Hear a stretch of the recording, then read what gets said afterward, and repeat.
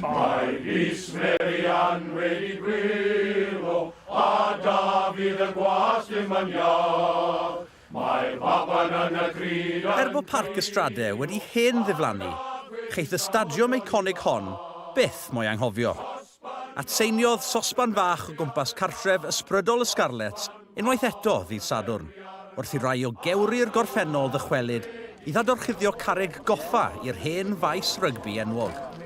Wel, mae hwn yn mynd ôl fi 100 mlynedd yn fe amser des i dechrau ware yn Parc Ystrade yn fe yn 20 mlynedd ddod.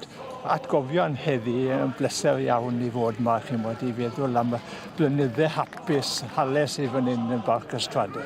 Mae'n gret o dweud, gweld Elmi a Benny a Budgie a'r boes ma.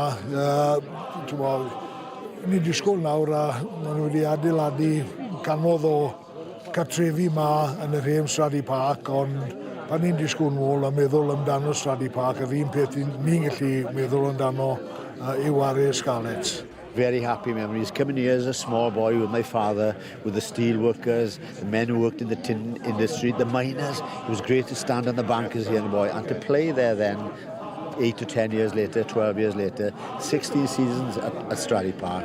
Alla i wedi yn stori fach, wy'n wedi gweud wrth o neb, mae'n frawd Len bys y farw wych o'r ugen, oedd wedi cael 3 cap i Gymru, a mae 2 lun dy fi yn dining room dy fi gydre, a pan mae oedd y clwb i'r stadiwm newydd, nad oedd ddim byd yn bwyty Stradey.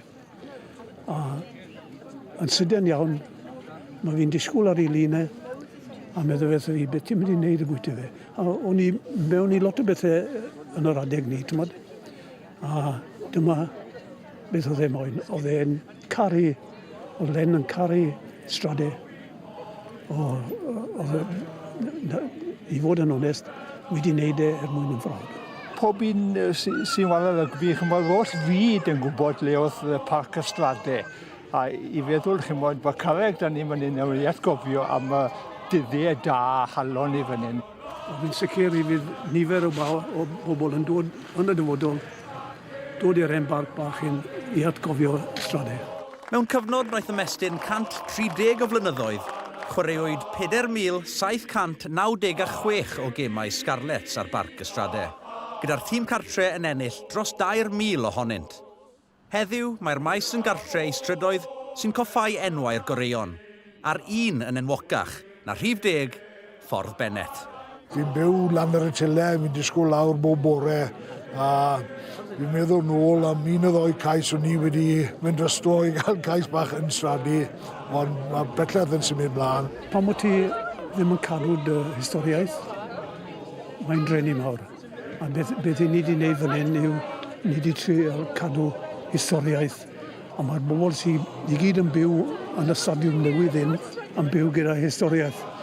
Wel, chi'n bod, fi wedi bod yn lwcus iawn yn yr arfa, chi'n bod, dros y llewod, ond mae'r diwrnod gorau i fi yn y mywyd pan feiddon i'r cryseduon fan hyn yn Parc Ystrade.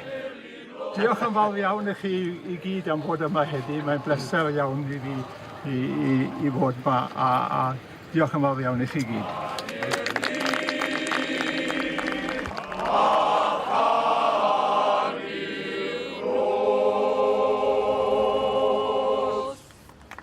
Hyfryd. Wel, Dafydd, fel cyn chwaraewr y Scarlets, sut oedd ti'n teimlo yn gwylio hwnna nawr? Neis, jyst gweld lot o gwynebau cyfarwydd, pawb yn siarad Cymraeg yn amlwg ac jyst dangos beth oedd y meddwl i pawb wedi cael y pleser o wared yna. Fel boes cael ei magu yn Gorllewin Cymru, chod oedd e'n rhan mawr o traddodiad o pwy ni wared amdano, pwy ni wared drysto ac oedd eitem na neis iawn. A neis nawr bod yna rhywbeth i ddynodi lot. Ti'n gwybod, mae siwr gwmynt atgofion hyfryd y ti o'r hen barc a lot, felly ddim eisiau symud.